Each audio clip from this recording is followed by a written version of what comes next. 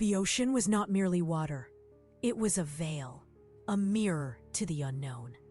The submersible descended, and the surface light shrank to a memory, dissolving into a void of silence. Shadows of drifting debris and fragments of forgotten vessels flickered past, illuminated only by the sub's dim lights. Imagine a place where the cosmos meets the abyss. A forgotten observatory, once alive with human ambition, now swallowed by the restless tides. Legends whispered its story. They say it peered too deep into the void. What if the greatest discoveries were meant to stay hidden? The water pressed against the hull, cold and relentless. A tangible weight that seemed almost sentient, as if warning us to turn back. My heart raced.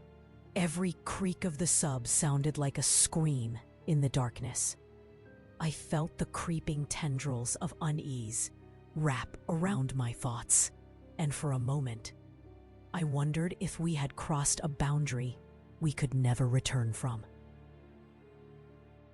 The sunken observatory had once been a beacon of knowledge, perched precariously on the edge of the continental shelf.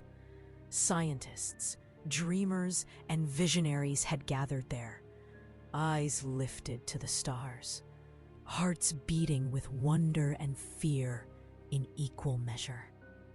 They sought truth, but perhaps some truths were not meant to be uncovered. And then, one night, everything ended. Logs ceased mid-entry.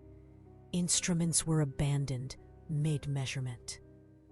Lights never returned. And the observatory sank, leaving only fragments of its existence to haunt the deep.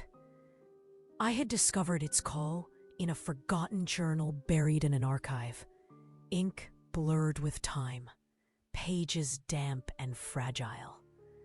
Words hinted at awe and terror in equal measure. We have seen something that should not exist, and yet it watches still. My fingers trembled as I turned each page. The ink seemed to pulse with a hidden urgency, as though the author's fear had seeped into the paper itself. Now, our mission was simple yet reckless. Explore, document, understand. But beneath that rationalization lurked a creeping unease. Something awaited, something ancient. Something awakened the moment the observatory's eye had gazed too far. The sub's hatch opened slowly, releasing a cloud of murky water. Lights flickered against the ruined interior, illuminating shadows that clung to every corner. Rusted consoles leaned at impossible angles. Instruments lay scattered and corroded, some still humming faintly, as if trying to complete tasks abandoned decades ago. Each object seemed to whisper fragments of a forgotten language, a hum that teased the edge of perception, vibrating through the metal hull into my chest. I caught a glimpse of movement out of the corner of my eye. Silt stirred in the current, as if nudged by something unseen. A cold draft, impossible in water, snaked through the sub, carrying a faint smell of ozone and something else, something old, something. And then, the telescope came into view. Massive, monumental, and silent. Even underwater, it seemed alive, its lens fogged and cracked, yet still pointed skyward, as if defying both time and tide. What did this eye witness? Stars from the surface filtered through the shattered dome, dancing on surfaces covered in silt, and algae, casting patterns that seemed deliberate, almost sentient. A waterlogged logbook floated by my viewport, pages curling and ink bleeding into the water. Gloved hands reached for it. Diagrams of stars and constellations emerged. Constellations that did not exist on any known map. Coordinates leading to nowhere, yet precise in some incomprehensible logic. A faint vibration ran through the hull. I glanced around, heart hammering. Something moved in the shadows, yet no creature was visible. The water seemed charged, alive, responding to our presence. The telescope was no longer an object. It was a sentinel, a witness. Did they see something? Alive, whispered a voice through the comm. Silence followed. The idea was unthinkable. The observatory had been abandoned, submerged, forgotten. Yet here, it pulsed with an echo of something vast and incomprehensible. Shadows twisted in impossible ways. Water currents defied expectation, brushing against us like invisible fingers. Somewhere within the observatory, something shifted. Not a creature, not in any human sense, but a presence, aware and patient, waiting. The ocean had claimed the structure, but it had not claimed the intelligence lingering inside. I could feel its gaze, not through sight, but through some deep, primal perception, as though the sub itself had become the observatory's eye. This was no longer exploration. It was a journey into the void, where human perception frays and imagination becomes a trap. Drifting past the entrance to the main hall, I realized we were no longer in control. The observatory had waited decades, perhaps centuries, to reveal its secret. Every creak, every ripple of light across the walls seemed deliberate, as if the ruins themselves were aware of our intrusion. The water whispered against the hull in patterns almost like a language, and I shivered. With a trembling hand on the control panel, I whispered to the deep, "Are we ready to see what was never meant to be seen?" A silence answered, but it was not empty. Something was watching, something was waiting, and I knew that once we crossed that threshold, there would be no turning back. The submersible glided into the main hall of the sunken observatory. Water pressed against every surface, muting sound but amplifying shadows. Broken consoles leaned like toppled monuments. Algae clung to instruments as if protecting them from time itself. The walls, once polished metal and glass, were now rough with corrosion, pockmarked with rust that seemed almost patterned, deliberate. I shone the lights across the hall. Particles drifted lazily in the water, catching illumination like tiny stars suspended in a black sky. Every reflection multiplied shadows. For a moment, I thought I saw shapes moving independently, limes that shouldn't move, corners where darkness thickened unnaturally. The sub-sonar pinged, bouncing off surfaces unevenly, as though the structure itself refused to be mapped. "Feels wrong," muttered one of the crew, voice trembling. "Like we're not alone." I didn't answer. Silence in that water was more alive than any sound above. Floating debris guided us to a cluster of desks where waterlogged logbooks lay scattered. Pages were warped, ink smeared beyond legibility, but fragments remained. Diagrams of stars spun across the pages in dizzying configurations, intersecting lines that defied comprehension. Some charts depicted constellations that didn't exist, while others traced impossible coordinates, leading far beyond the observable universe. I traced a finger over one page. It felt almost hot through the glove. No, that's impossible, I thought. And yet, my hand quivered. The scribbles weren't random. They had a rhythm, a hidden logic, a pattern meant for something or someone. Broken instruments floated nearby. Telescopes cracked. Gyroscopes halted mid-spin. Dials frozen at readings that made no sense. One console flickered weakly, displaying symbols instead of numbers. Spirals, geometries, something that felt conscious. A shiver ran down my spine. Were these artifacts of human science, or of something else entirely? We drifted closer to the great telescope. Massive, silent, unwavering. Even underwater, its presence dominated the room. The lens reflected the faint starlight filtering through the broken dome. It was impossible to look away.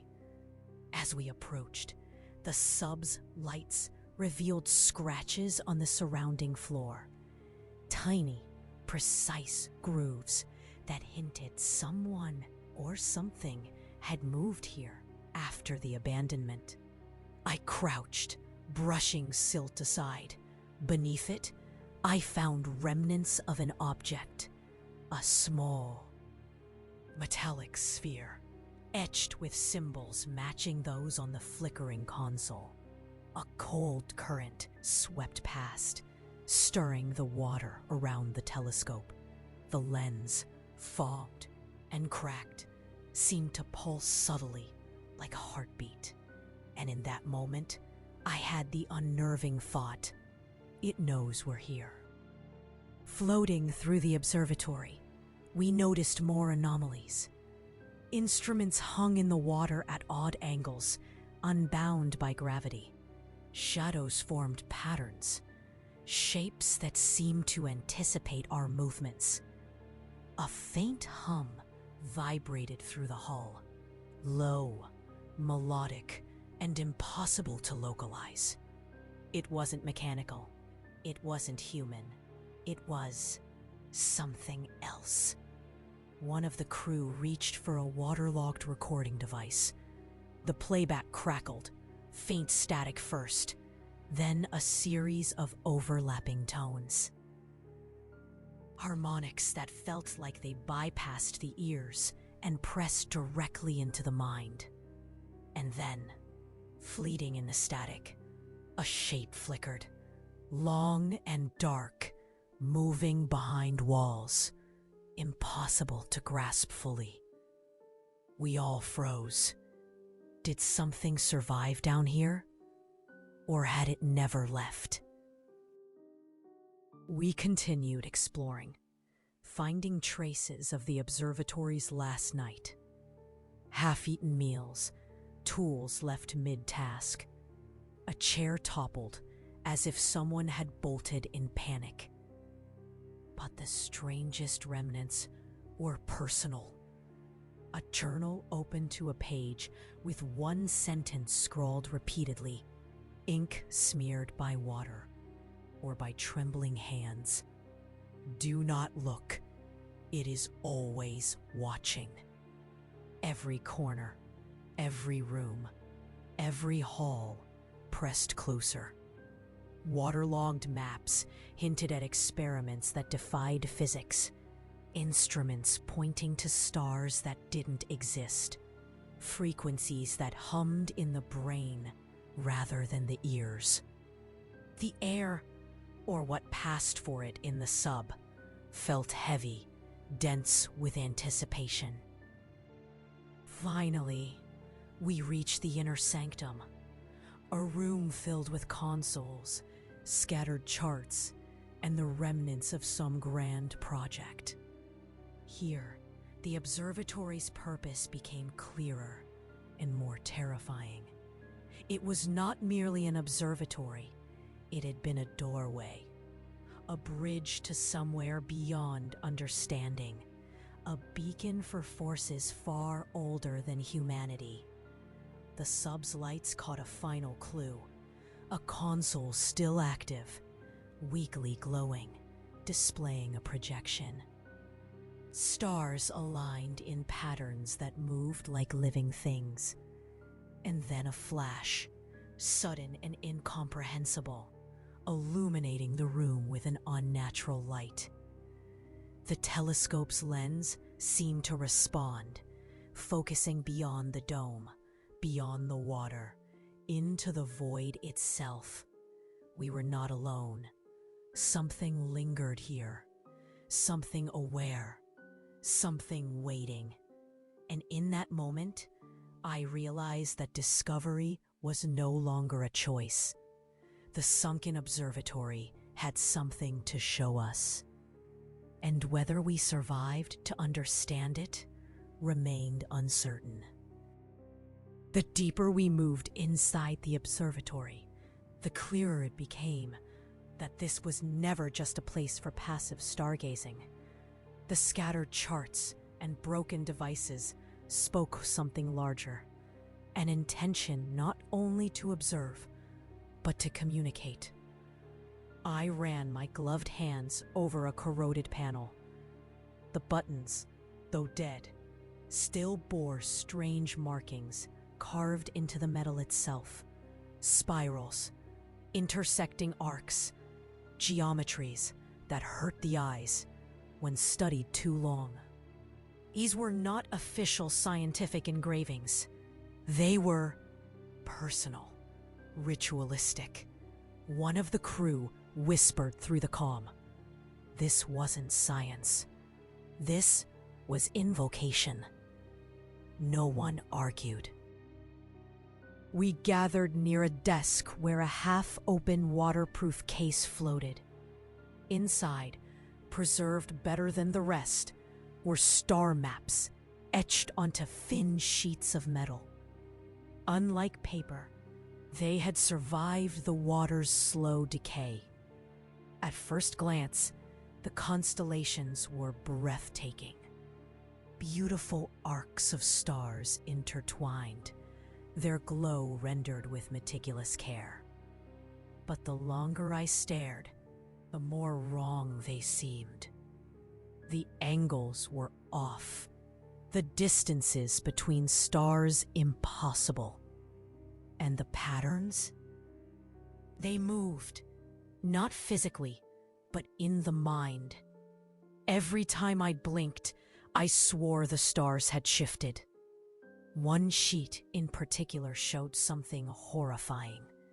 A spiral of light that resembled a galaxy, except at its core was not brightness, but an absence, an unrelenting black. Around it were notes, frantic and sharp. It is not absence, it is the eye. A floating recorder crackled to life, triggered by our approach. The first sounds were mundane, voices, laughter, the clinking of instruments. But then came distortion, a low hum that deepened until it became unbearable. The voices cut short, the laughter warped into screams, stretched and hollow like echoes played backward. And then, for just a second, something else emerged from the static. A voice, not human, not even language, but rhythm. pulsing syllables that pressed against the mind like pressure from the deep. My breath caught in my throat. It wasn't speaking to us. It was through us. The reporting ended abruptly, replaced by silence. Yet in that silence, I felt the hum continue, resonating in my skull long after the sound was gone. We returned to the great telescope, the centerpiece of it all.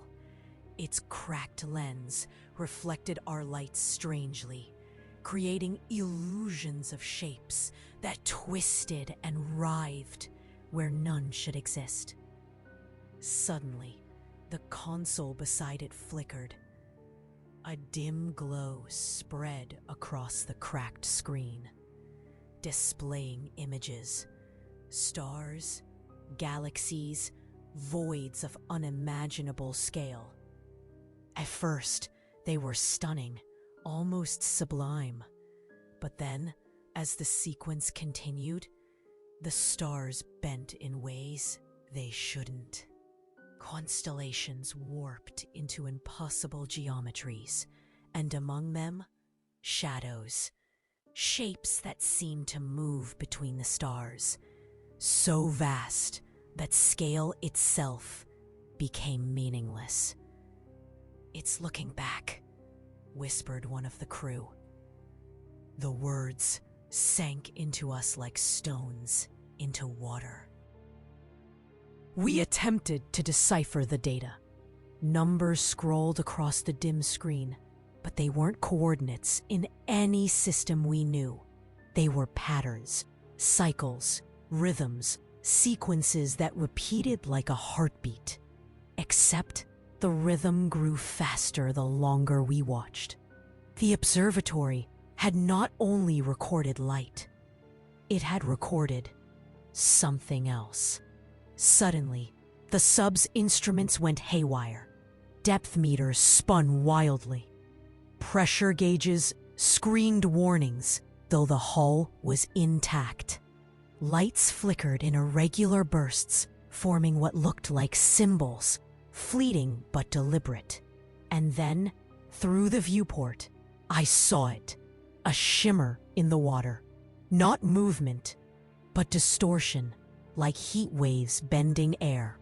Except this was deep under the ocean, where such distortions had no place. The shimmer lingered for only seconds, but in that moment, every instinct screamed, we were not observing the universe. The universe was observing us. As the shimmer faded, I turned toward the dome overhead. Through the fractured glass, faint light from the surface filtered in. But it was wrong. The stars didn't match the sky we had left above. They twisted, shifted, aligning into unfamiliar constellations. I blinked, rubbed my eyes, looked again. They changed with each glance, and then, for just an instant, a shadow crossed the dome from outside. Too large, too fluid, too deliberate. I gasped, but by the time I pointed, it was gone. "What did you see?" someone asked. I couldn't answer, because even in its fleeting form, the shadow had not been something moving in the water. It had been something moving through it, like a hand reaching through a veil. And the horrifying truth struck me. The observatory had succeeded. It had looked beyond the stars, but in doing so, it had opened a window, and now, something on the other side had noticed. The air inside the submersible felt heavier, though nothing had changed in our gauges. The deeper we drifted into the observatory, the more suffocating the silence became. Each of us knew it without saying a word. Something was watching. The observatory didn't feel dead anymore. It breathed.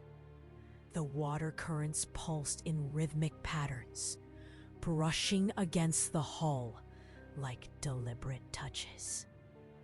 Lights from our sub flickered across the corroded walls, but the reflections moved independently, shimmering in ways light shouldn't behave. "This place is alive," whispered one crew member. Their voice trembled, and I felt the same fear coil inside my chest. Not fear of drowning, not fear of collapse, but of being noticed.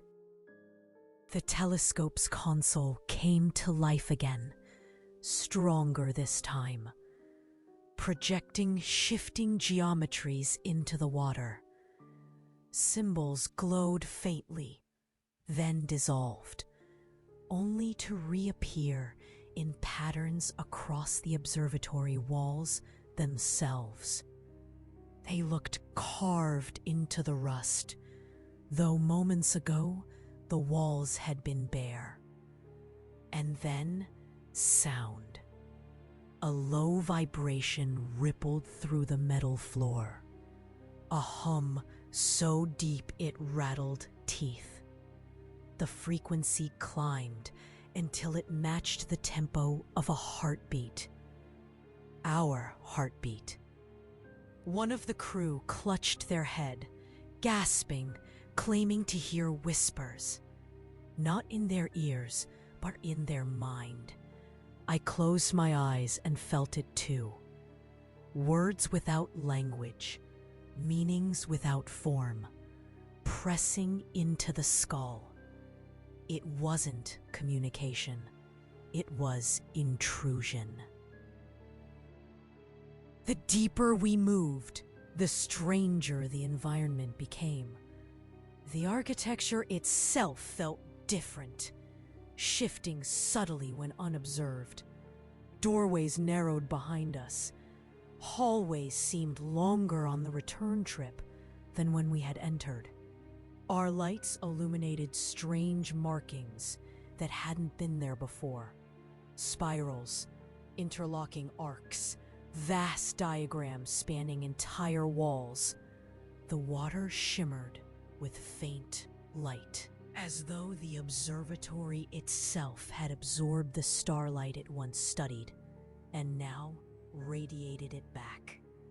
Suddenly, a console at the far end of the chamber lit up. Numbers scrolled across, accelerating until they became unreadable, then froze on a single repeating sequence. Infinity. Infinity. I turned, and for the briefest moment, I saw it. Not with my eyes, but with a perception deeper than vision. Something vast pressed against the edges of reality, leaning close, curious, hungry. The water shifted in response, forming a current that circled us, trapping us inside a vortex of silence. One of the crew screamed suddenly, pointing at the viewport. At first, there was nothing. Then, slowly, a shadow emerged, immense, amorphous, stretching beyond the limits of sight. It hovered just beyond the dome, its outline impossible to define, bending water and light around it. The sub's alarms shrieked. Depth warnings, pressure alerts, system failures, but all of it meaningless. The threat wasn't outside. It was inside, already here, coiled in our thoughts. The hum returned, louder now, shaking the walls. Instruments burst into static. Star maps flickered on and off, shifting positions like living organisms. One crew member collapsed, convulsing, their calm filled with incoherent mutterings. When I caught fragments of their words, my blood froze. It sees through me. I tried to pull them up, but the water pressed harder against the sub, making every movement sluggish. My mind swam in the rhythm of the hum, a pulse so overwhelming I thought my thoughts were no longer mine. Through the cracked dome above, the stars shifted once more. They no longer resembled the night sky. They formed a vast, lidless eye, and it blinked. The observatory had not been destroyed by accident. It had been dragged down deliberately, buried beneath the ocean to keep the truth hidden. But still, the truth stirred, waiting for curious eyes to pry it open again. The telescope was never a tool of exploration. It was a key. And with every flicker, every hum, every distorted star map, it unlocked something vast and ancient that had always been watching from the abyss between worlds. The presence pressed closer, so immense that even the ocean seemed too small to contain it. My breath caught in my throat. For the first time, I understood. This wasn't discovery. This was awakening. The observatory had looked into the void. The submersible filled with a suffocating silence after the blink of that colossal eye. We sat frozen, listening only to the shallow rasp of our own breaths. But the silence was wrong. It wasn't empty. It was crowded. Whispers threaded through the comms, at first faint, then overlapping in dozens of voices. Some spoke in fragments of languages we knew. Others in sounds no human throat could produce. Yet, impossibly, I understood them all. They weren't speaking to us. They were speaking through us. One crew member began to laugh uncontrollably, their face pressed against the viewport, whispering back to the voices.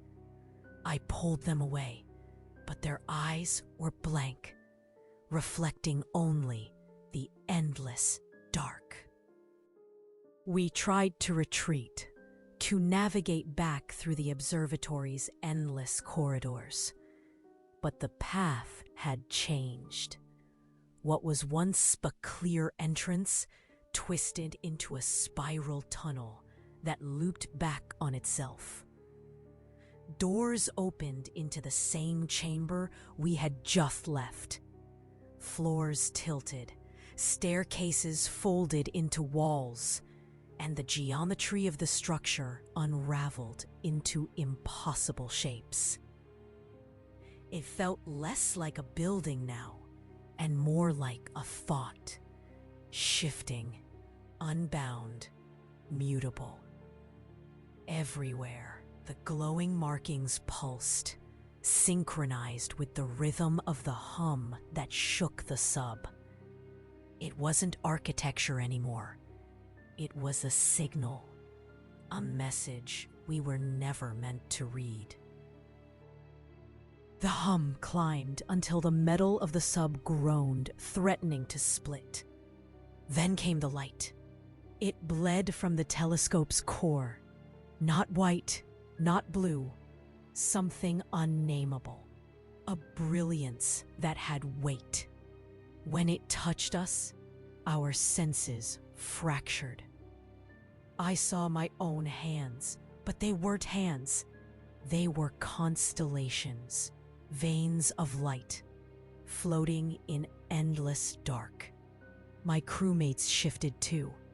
One flickered like a figure made of shattered mirrors. Another bled shadows from their mouth with each breath. The thing in the void wasn't outside anymore. It was inside us, folding our shapes into its own patterns. Desperation snapped us back. We slammed the sub's engines into reverse, forcing against the crushing water. For a moment, movement, forward, backward, it didn't matter. We just moved. But the observatory followed. It unfolded around us like a living labyrinth, dragging us deeper, though our gauges swore we were rising. The pressure didn't lessen, it grew. We weren't leaving the trench. The trench was inside us now. Someone shouted, "Cut the power!" and the lights flickered off. For a heartbeat, there was only darkness. Then, silence. The hum ceased. The water stilled. Relief washed through us until the stars lit up again inside the dome. They weren't the stars we knew. They hung too close, too vast, each one pulsing like a nerve ending. They moved in unison, forming patterns that shifted faster than thought.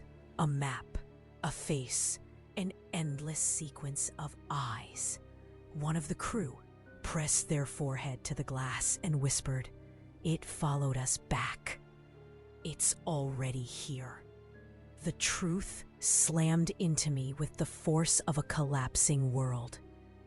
Leaving the observatory didn't matter. It had never been about the trench. The telescope had opened a passage, and through us, through our minds, it had crossed. The whispers grew louder, until they weren't whispers, but a roar, a choir of thousands. My thoughts weren't my own anymore. Memories bled into voices not mine.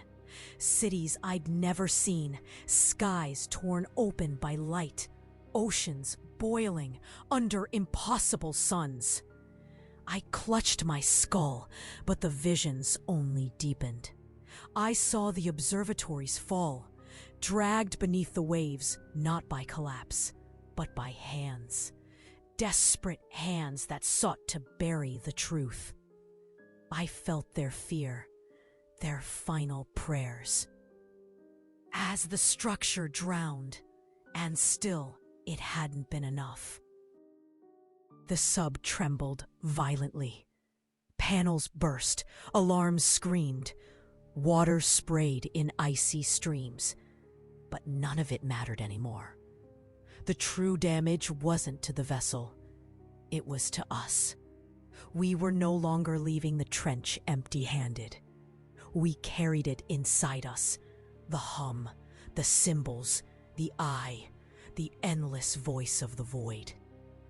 Even if we surfaced, even if we reached the shore, even if we stepped onto dry land again, it would come with us. Because once you are seen by the abyss, you do not leave it behind. The divers broke the surface of the water with violent gasps, the taste of salt burning their throats. The night above felt wrong, too still, as if the sea itself was holding its breath. Their boats rocked in silence, lanterns swaying with each ripple. The air should have been a relief, crisp compared to the heavy pressure of the abyss, but instead, it carried an aftertaste, metallic and sour, as though the ocean had exhaled something unnatural.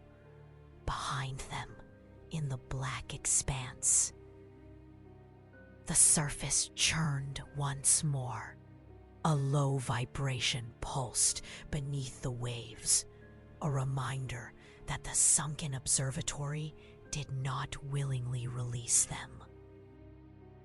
As they scrambled aboard, the youngest diver, Naomi, froze. "The stars," she whispered. Everyone followed her gaze. The sky above was clear. Impossibly so, but the constellation seemed altered. Orion's belt was missing a star. A dim new cluster, pulsing faintly red, flickered where no chart had ever placed it. The air thrummed with a frequency none of them could name, but all could feel. A resonance that sank into bone and marrow. "The observatory," Marcus muttered. It wasn't just looking outward. It was rearranging. No one spoke after that. Back on shore, their relief never came. The radio in their base camp picked up a faint hum, the same resonance from the deep, repeating in patterns. Static bursts broke into whispers, half-syllables in no human tongue. One by one, the team realized they had brought it with them. The observatory's eye had opened, and now it stared through theirs. Reflections in glass warped when they passed by. Their shadows stretched seconds too long. The smell of seawater clung to their skin no matter how hard they scrubbed. At night, dreams came. Vast corridors of starlight bending into an abyss. A great aperture opening to reveal not a sky, but a maw. They woke gasping, unsure if the dreams were theirs or fed to them. 2 nights later, Naomi screamed. The team rushed outside to find her pointing at the cliffs. A silhouette rose against the night horizon. The unmistakable shape of the observatory's great telescope. Impossibly tall, glistening wet as though freshly dragged from the sea. But it should have been miles offshore, buried beneath tons of water and rock. The telescope moved.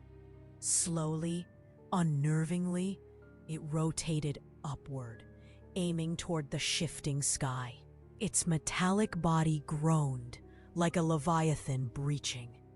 And then it stopped, fixed on the crimson cluster that pulsed where no stars should be.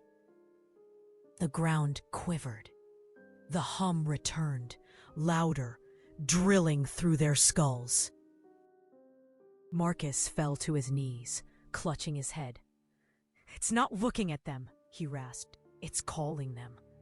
The ocean boiled in the distance, waves rising without wind. Shapes writhed beneath the surface, massive and luminous, too large to be anything earthly. Something stirred, and the stars above pulsed in answer, as if the cosmos itself were breathing in sync with the sea. Naomi's voice cracked, trembling. "We were never meant to see it. We were never meant to wake it." The telescope's lens glowed with a faint, otherworldly light. The hum became a chorus. Their reflections in the water no longer matched their movements. The observatory had been an anchor, a bridge between worlds. By descending, they had untethered it. Now the veil was gone. They ran, but the night stretched impossibly long, the shoreline bending like a spiral. The hum followed, a rhythm inside their very breath. When dawn finally came, it was wrong. The sun rose swollen and pale, its edges bleeding into colors no eye should recognize. Birds did not sing. The waves no longer lapped in random patterns. They pulsed, in rhythm, like the observatory's call. The team stood together, silent, staring at the horizon. None dared to speak, but they all understood the truth. The surface was no sanctuary. The world itself had changed. And above them, in the altered sky, the crimson cluster pulsed, like an eye, unblinking, watching.